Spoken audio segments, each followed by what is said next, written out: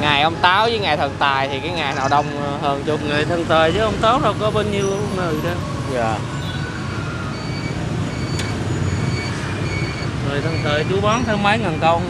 Rồi, ngày thần tài chú bán mấy ngàn con luôn hả? 2.000, 5 rồi 2.000. 2.000 con. Còn ngày ông Táo là Trăm mấy. con trăm mấy con à? Wow.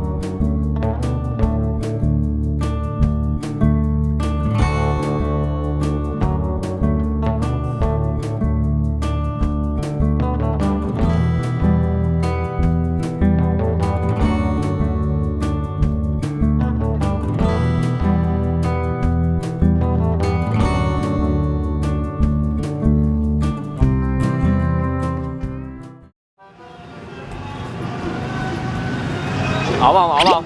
Ổn không? Chắc không ổn đâu. Tại tránh ai tao quay anh phía sau quá. Quá hụt hẫng liền không cả nhà. Rồi cả nhà ơi, thì hiện tại Phú đang ở đường Tân Kỳ Tân Quý, phường Tân Sơn Nhì, quận Tân Phú.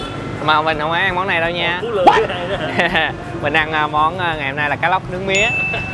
Tại vì cái này mình đi trước một ngày rồi, thì cái ngày mà cả nhà coi là cái ngày cúng ông Táo, cũng là cái ngày mà sẽ có một số gia đình sẽ mua cá lóc về nướng.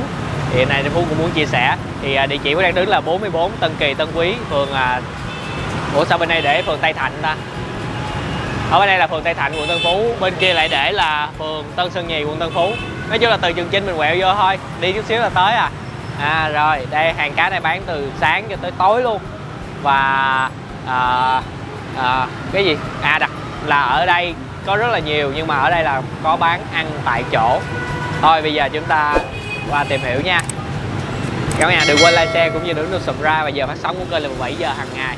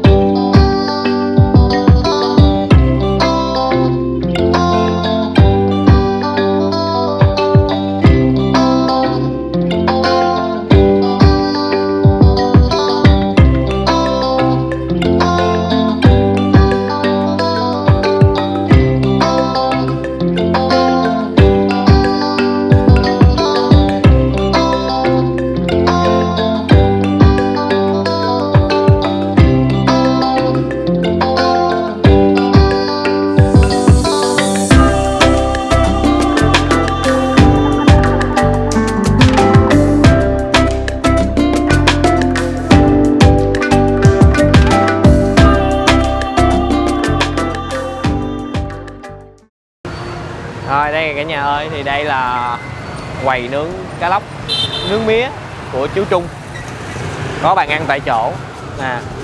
Thì coi như là nguyên con đường này là bán, thì ở đây có mình thèm ở đây có tại chỗ để chúng ta có thể ngồi thưởng thức luôn. Mình vô coi chú làm nha cả nhà. Đây cả nhà thấy không, cứ khoảng bao lâu thì nó sần lên như vậy là mình phải cạo chú? 15 phút. 15 phút. Xong rồi lại bỏ lên nướng tiếp. Chú đậm Bỏ lên nướng cậu bên kia. Dạ, đậm nó tách nhìn cái thịt nó tưng rồi cả nhà.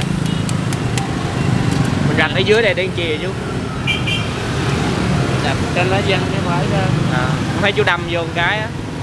Đâm cho nó bể bong bóng khỏi nứt. Đâm để cho bể bong bóng khỏi nứt.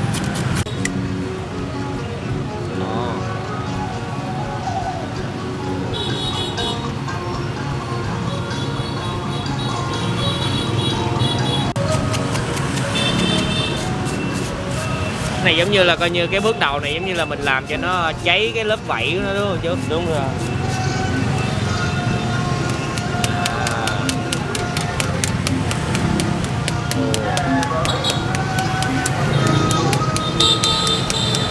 Hay quá. Mỗi một con này nó nặng khoảng bao nhiêu chú? Cái này sẽ ký 1 ký 2. Ký 1 ký 2. 1 ký 1 ký 2 một con. Và Cá hay gì chứ? có một chú đã mua cá.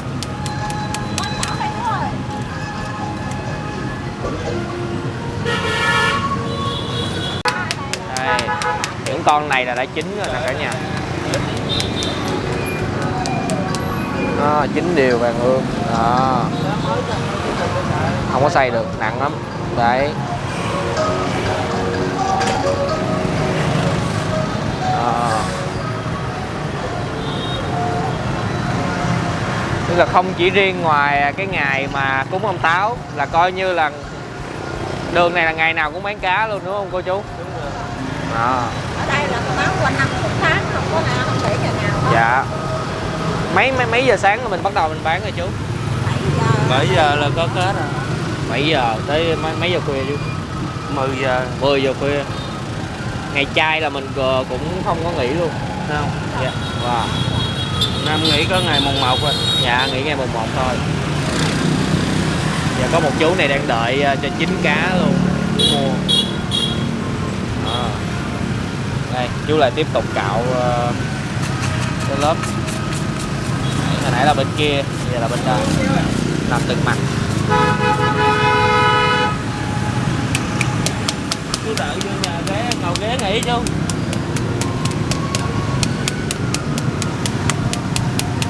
Cái cây mình xiên ở trong là cây mía đúng không chú?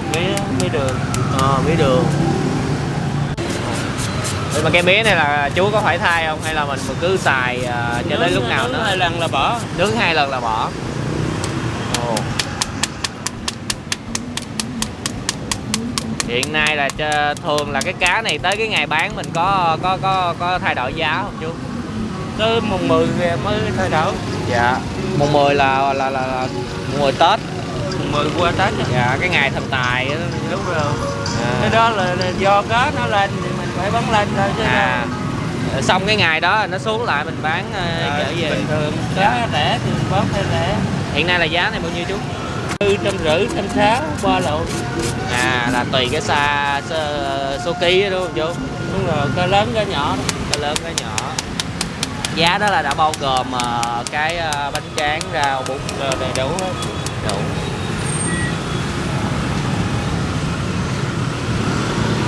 Giờ chú nướng phần lưng. 2 cái mặt là đã nướng rồi, bây giờ nướng phần lưng rồi. Nó nằm ngửa lên.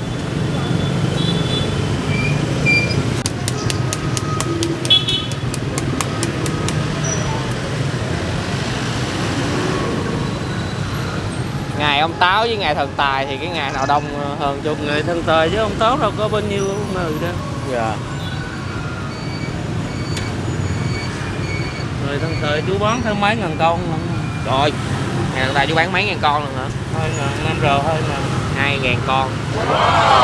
Còn ngày ông Táo là Trăm mấy. con trăm mấy con à? Wow. Ủa vậy mình quay sớm hả ta? Vậy mốt tới gần tới ngày thần tài mình đi quay tiếp không? Ngày thần tài là ở đây tới 30-40 người làm không chứ đâu. Trời ơi. Ngày thần tài là nướng mấy ngàn con mà đâu phải ít người làm đâu thể. Dạ. Chú đang bỏ cái vây hả? Tại sao mình phải bỏ cái đó vậy chú? Để nó không đẹp như cá. Cá này là mình phải mình vận chuyển ở dưới quê lên hay sao chú? Này lấy ở chợ Đầu Mối Bình Điền, Long An. Có đứa em nó đi chở về đây. Dạ. Rồi giờ thấy một mình chú là thấy nướng cũng gần cái chục con rồi, tới cái ngày đó là coi như là có thêm bếp đầy ra luôn hả chú? Hết cái dãy nè 10 con, 12 con. Hết chỉ đến 12 con. Về Hiện tại chú đang cạo cái mặt lưng.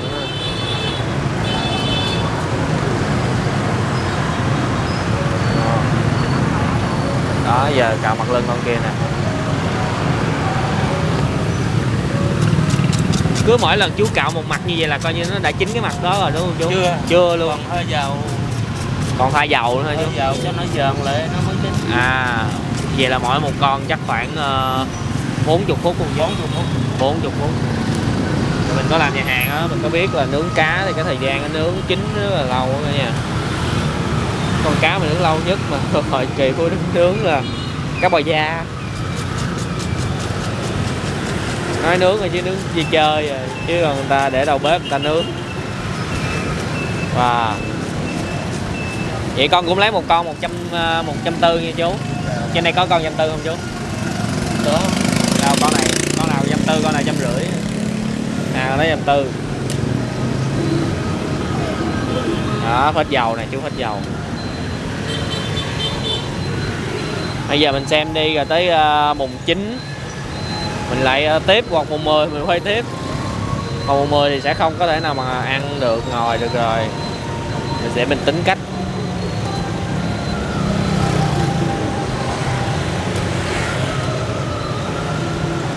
Đó. Cứ phải vừa làm vừa cạo, vừa làm vừa cạo để cho chín kỹ con cá.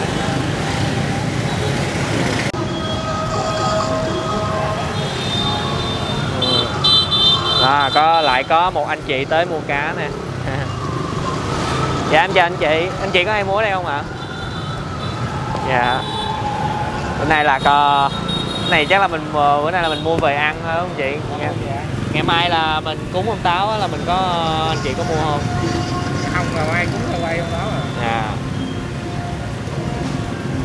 Dạ em cảm ơn anh chị.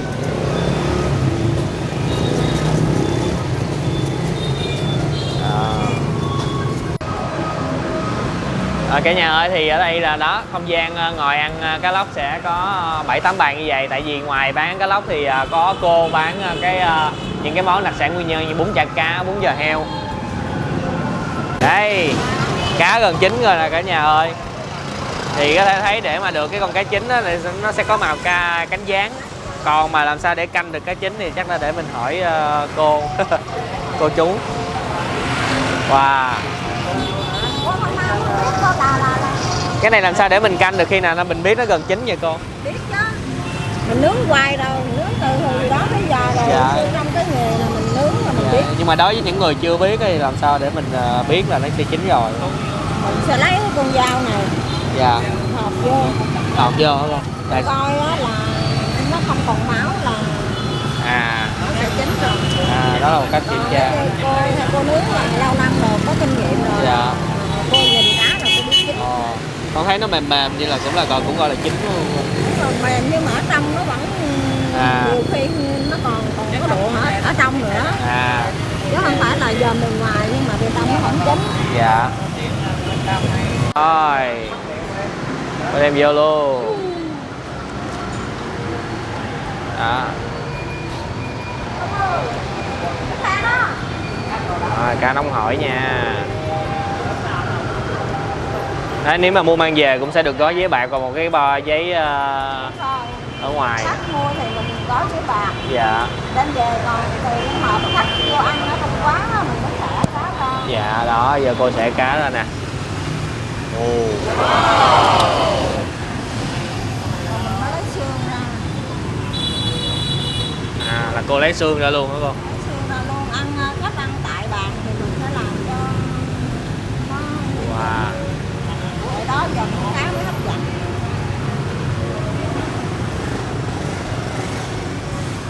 Đó, con nướng ở trong chín hết trơn. Rồi mới để hành vô nè. Dạ. Trong đó có đậu phộng. Đậu phộng nữa. Quá đã. Quá hấp dẫn.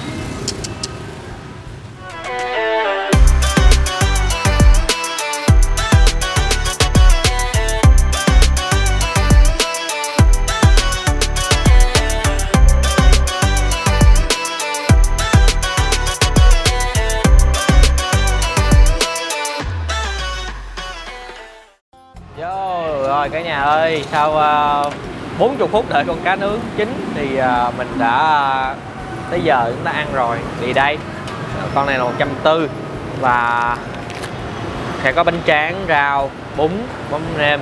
Đó. Rồi rau quá trời luôn nè, mình coi có rau salad nè. Tía tô. Đó. Cái này rau quế đúng không?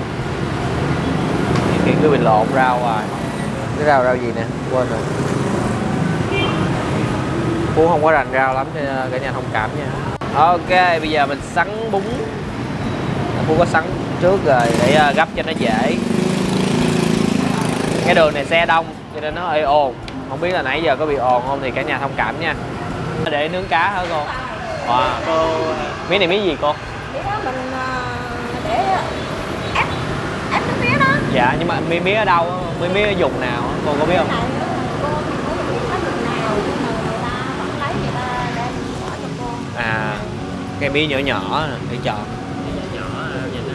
Một cây là sẽ nướng được 2 lần cá. 2 lần 3 lần bỏ. Dạ rồi, cảm ơn cô.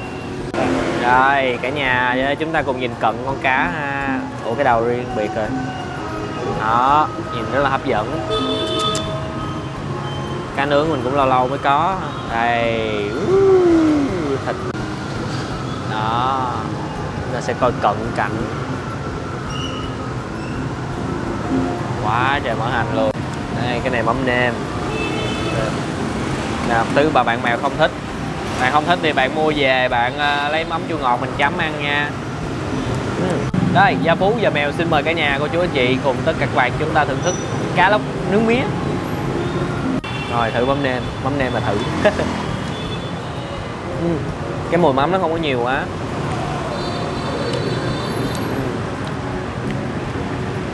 Wow, cũng cay á, nó vừa cay liền ở trên lưỡi luôn á cả nhà. Cô pha loãng, ở đây mắm là pha loãng và nó không có bị quá mặn, tôi thấy là vậy. Vô mình ăn cá không trước nha cả nhà. Ồ, ôi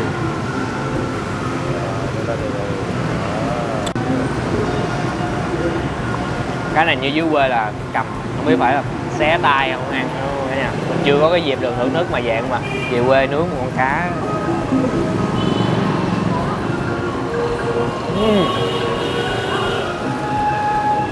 Còn xương không?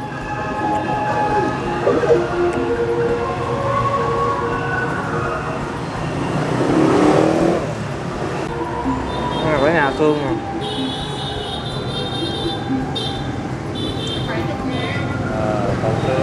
Còn xương. Nói chung là cô chỉ lấy cái xương ở sống lưng thôi. Còn một số cái xương ấy thì vẫn còn sót á. Cẩn thận chút xíu nha. Nãy là mình ăn thịt cá rồi, bây giờ Phú ăn xé cái phần da ở đây. Nó có vừa có thịt vừa có da, còn xương không? Không.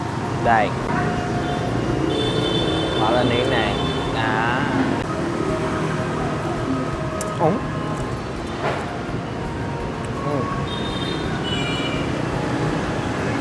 Nước da nó giòn giòn.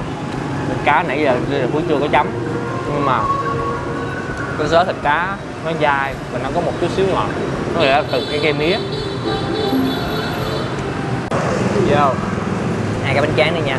Các tay hay làm? Dở tay hay làm. Thiệt ra thì nếu mà cả nhà đến đây ăn á, thì có cần á, thì xin cô chén nước nha. Còn không thì mình lấy rau mình làm ướp về.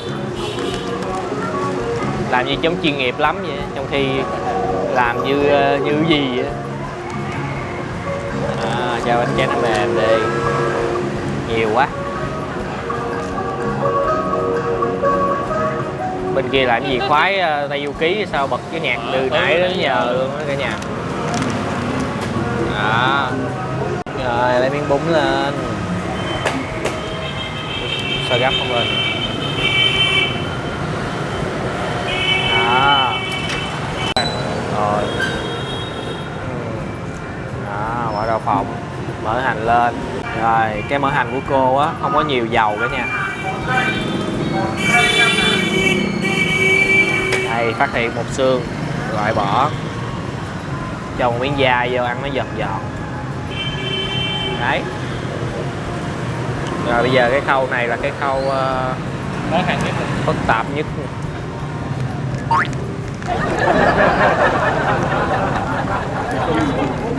Cũng được, tại nó không có dính đó. Đó, cái uống đẹp không cả nhà. Rồi đó được, nó không có dính lại đó, bóp vậy. Dùng là vậy để không có rớt được rồi. Này, dưới miếng đầu chứ.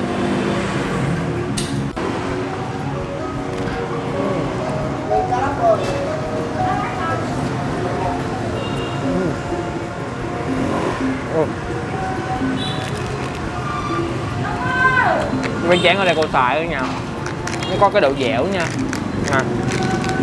Thường mấy cái bánh tráng chỗ khác có một số chỗ thì mình về nó sẽ bể liền, nó vẫn có độ dẻo, nên là cũng không có cần nước gì đấy. Nhưng mà để mà ăn cho mềm thì chúng ta phải làm nó mà ướt hơn.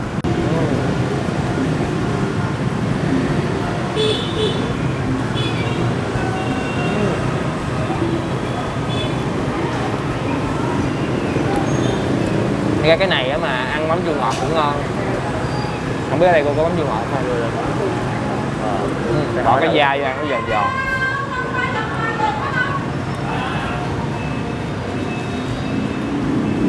Rồi lá bánh tráng nó dẻo dẻo, nó không có bị cái dạng mà khô mình nha, mình dễ bị xước cái miệng mình đó.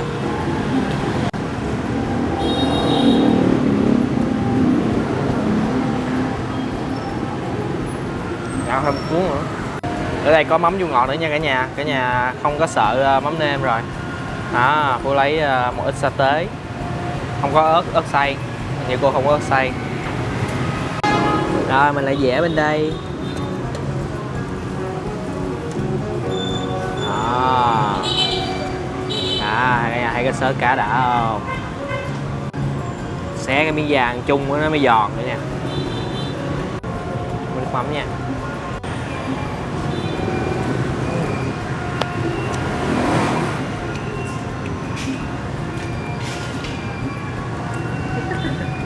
Vẫn còn xương hả?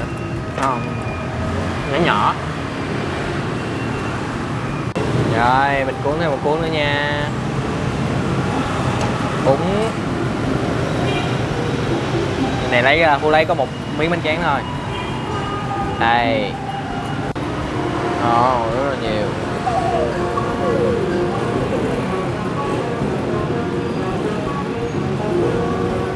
Nói chứ cái này ăn mắm nêm cũng ngon nữa nha. Rồi để xuống sắn miếng cá nha bạn.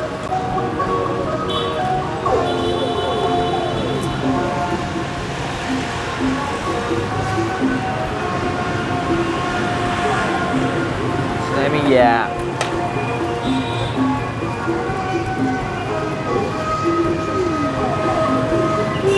Có xương không ta? Đó.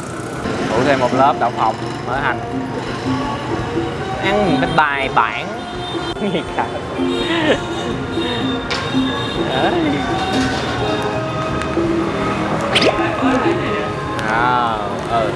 Một cái nó cũng đẹp hơn. Thì tí là nó không có dính thôi. Đây. Cầm ăn vàng vậy đi. Đẹp mà, đẹp đúng không cả nhà. Đây.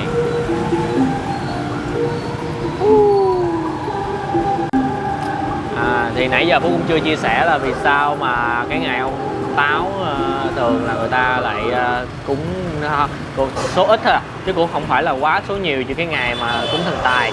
Thì nãy Phú có nói thì chắc là bữa nay ngày cúng ông Táo thì Phú quay đi, chắc tới ngày cúng thần tài mình hãy hoành lấy lại mình ăn cá để cho nó đúng ngày, cho nó thêm phần hấp dẫn nha cả nhà. Thì về cái tục lệ này thì Phú thấy là tại cái này là do người ta thứ nhất là truyền miệng và dân gian. Ngày qua ngày nó trở thành một cái gọi như là nói chung là dùng cái từ là cũng làm đế tính.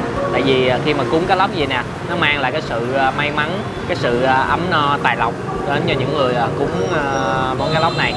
Và khi mà nướng cái con cá này nè là chúng ta phải để lại tất cả mọi thứ để nướng, là để cho gợi nhớ về cái thuở xa xưa mà ông cha ta là trong cái thời kỳ là gọi là khó khăn, nghèo khổ, không có gọi là nói chung là nó mang tượng trưng như vậy đó khi mà nướng con cá này đó. Đây ăn nha.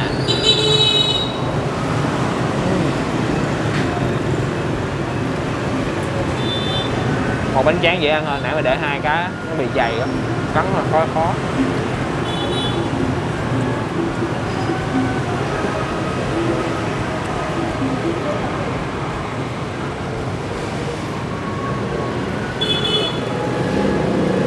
Cái này ăn dưới quê nữa là sao ta? Ăn ở đây mình thấy nó cũng đã nữa. Ở dưới quê mà ngồi ngay đốt khói ngồi ăn chắc đã dữ luôn, gió.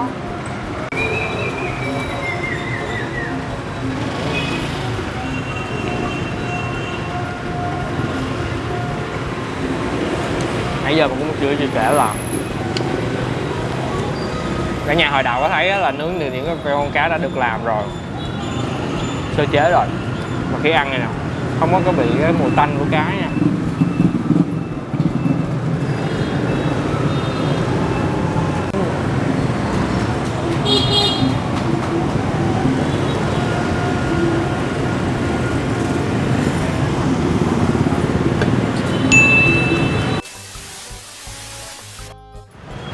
Rồi xong rồi cả nhà ơi, cô đổi ca cho chú rồi. Những con cá lóc vẫn đang được nướng liên tục bán, mặc dù đây là ngày thường.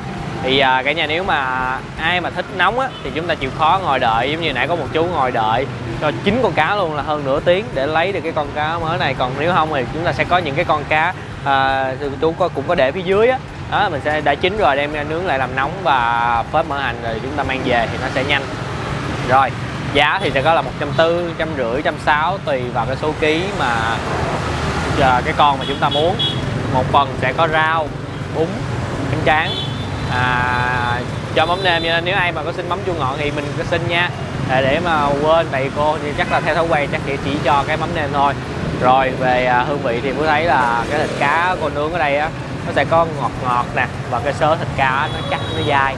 Và đặc biệt nữa là nguyên cái con đường này có rất nhiều nơi bán, nhưng mà chỉ có tiệm của chú Trung và cô á là có bàn ăn tại chỗ thôi. Đó, cho nên rất là lợi thế cho chúng ta có muốn ăn liền thì chúng ta cứ vô trong quán ngồi. Rồi cảm ơn cả nhà đã dành thời gian xem clip. Đừng quên một món ngon sẽ ngon hơn nếu chúng ta thưởng thức cùng người thân, bạn bè và chia sẻ nó với tất cả mọi người. Hẹn gặp lại cả nhà món cá nướng này chắc là tới ngày thần tài nha. Rồi xin chào và hẹn gặp lại cả nhà những hấp dẫn kế tiếp.